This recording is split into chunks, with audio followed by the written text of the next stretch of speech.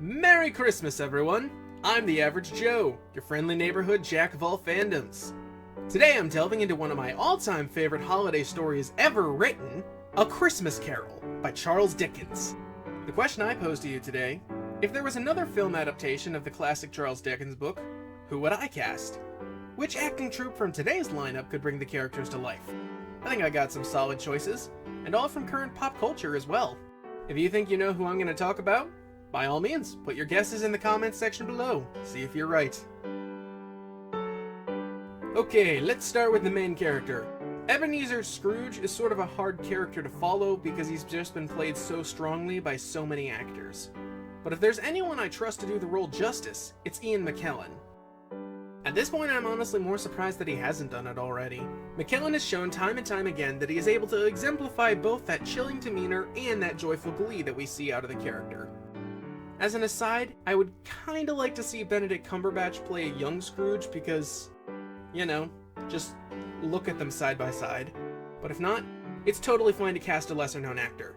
Just don't try that de-aging effect. I'm not certain it's gonna end well.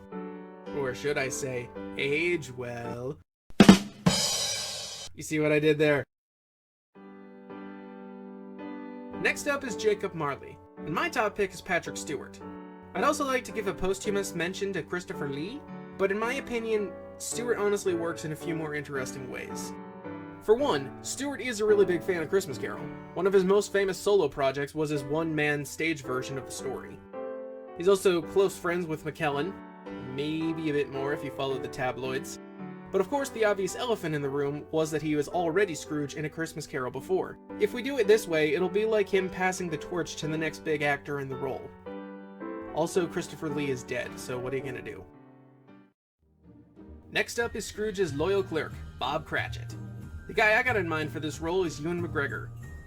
For all intents and purposes, he would be giving us basically a happier version of his performance as Christopher Robin. At least happier with his home life. He's certainly tired and worn out by his day job as Scrooge's henchman. Next person to discuss is Scrooge's only willing relative. The next person we have to discuss is Scrooge's only living relative, nephew Fred. No last name. I suppose you could put Benedict Cumberbatch in this role for reasons previously stated. Actually, I am kind of more interested in seeing a Cumberbatch interpretation of Scrooge when he gets into his golden years, but my personal choice is Matt Smith.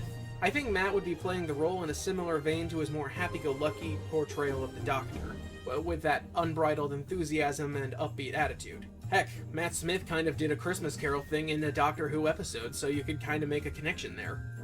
While we're on the subject of Fred, do you guys think that he gets all the money when Uncle Scroogey kicks the bucket? The book never really specifies what Scrooge does with his will, and given the strained relationship with the two, he may have just left it to some other miser or something. Maybe donated it to the city to build more of those prisons and workhouses. You know, they say that mid-video is the most effective time to call for a subscription, and I've noticed that in my analytics that a good number of you guys watching aren't actually subscribed. I gotta ask, what are you guys doing with your lives? Hit that button, I promise you won't regret it.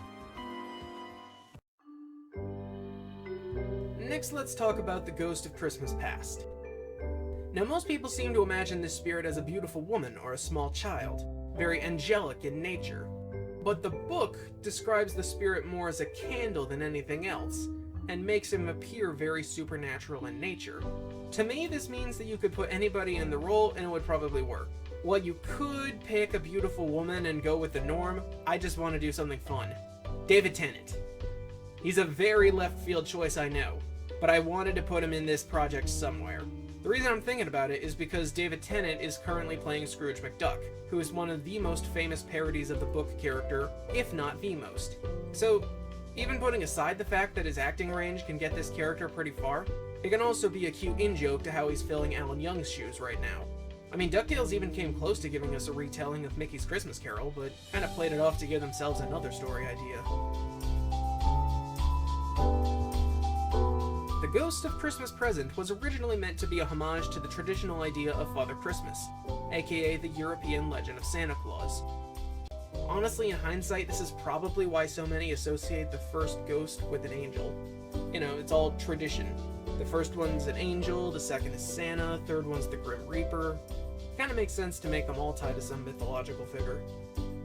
Anyway, to make this role really hit home, I want to give an actor who can channel that jolly nature without being immediately recognized as our resident toy deliverer. Jim Broadbent, or as Doug Walker calls him, that British guy who is in everything even though you never bothered to learn his name. Believe it or not, he has actually played Santa twice in his life. First was in Arthur Christmas, and then in Get Santa, which I have not watched, but it's still there. But for the people in my generation, he's more recognizable as Horace Slughorn, Professor Kirk, and the evil mom in Robots. I swear I am not making that up. Are you hungry? Can I get you something? You look thin. Robots was weird, man. The only other prominent character in this story is the Ghost of Christmas Future, who obviously doesn't talk. If I were the one in charge, I would bring this creature to life through a combination of human prosthetics, a few animatronic parts to make it more inhuman, and just a touch of CG on the top to make it move smoother. If you really have to have a voice for this thing, I'd make it someone with a deep, commanding voice. Maybe James Earl Jones or Earl Bowen. But that's kind of a last resort for me. Now, if there's a narrator to this movie, and that part is completely optional, but I'd take someone with a knack for voiceover like Morgan Freeman or Liam Neeson. The only other character I can think of is Andy Serkis cameoing as Shady Joe. That honestly seems too perfect for me, but the rest of this cast can really be filled with anyone you want. It doesn't matter as much from here on out. If you put this project in the right hands, I guarantee it could become the greatest adaptation the world has ever seen. In case you can't tell, I am proud of this list, but I'm also curious to hear about yours. Let me know your thoughts in the comments section down below. Thank you everyone for watching, and God bless us everyone. Peace.